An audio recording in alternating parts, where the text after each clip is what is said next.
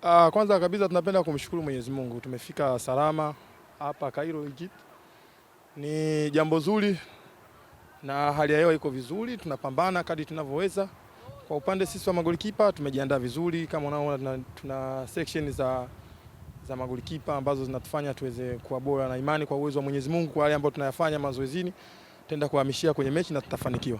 Ni mechi ngumu, ni mechi ambayo tunajua tunacheza na mpinzani wa namna gani, ni mpinzani mgumu, lakini na imani kwa maandalizi haya tunaweza tukafanya kitu na watu ambao wanavyofikiria. Sisi tunajua ni timu Nigeria, ni timu nzuri, ina maprofessional wengi, lakini pia sisi tuna maprofessional, na kwa kipindi cha hivi karibuni tumekuwa tukifanya vizuri sana katika national team, japo kuna muda sometime matokeo yanakuwa hapo upande wetu, lakini kwa imani kubwa ambayo nilikopo nayo kwa wakati huu tutafanya vizuri.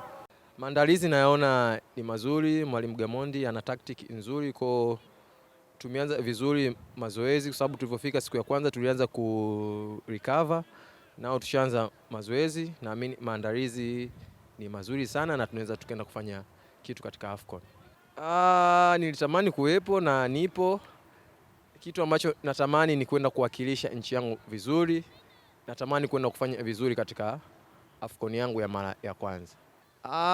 Mwalimu ndo anajua, nikipata nafasi nitaenda kuipambania nchi yangu na kwenda kupambania maisha yangu, kwa sababu AFCON ni sehemu ambayo kuna opportunity nyingi za mtu kwenda kusogea sehemu moja kwenda sehemu nyingine. Kwa hiyo mimi, mashabiki wa Tanzania, nitajitoa kwa hali na mali ili kuweza kuifanikisha nchi yangu kufika malengo. Nikipata nafasi natamani kuifungia timu yangu, ndio kitu ambacho ninachokipenda.